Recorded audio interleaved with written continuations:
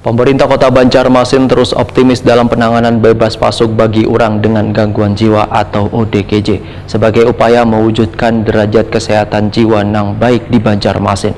Penanganan yang dilakukan ini dalam rangka meraih predikat Banjarmasin bebas pasung yang telah dideklarasikan sejak 2017 lalu.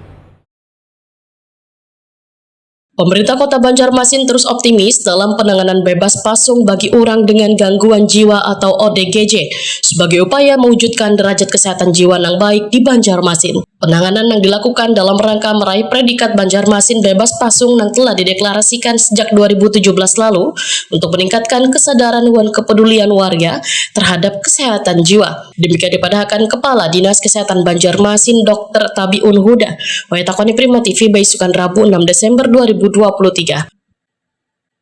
Menurut Tabiun Huda, Banjarmasin wayahini sudah bebas pasung sehingga jika ada pasien yang gangguan jiwa dipasung oleh keluarganya, maka akan langsung dibebaskan serta ditangani secara intensif.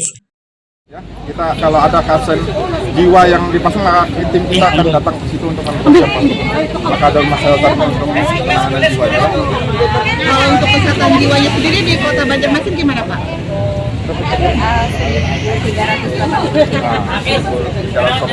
Itu untuk kategori gangguan jiwa. Itu Bu, kalau boleh tahu, tahunya itu dengan gangguan jiwa berdasarkan apa? Apakah itu orang yang datang ke psikiater atau gimana? Screening. Melakukan pemeriksaan dengan dokter spesial jiwanya.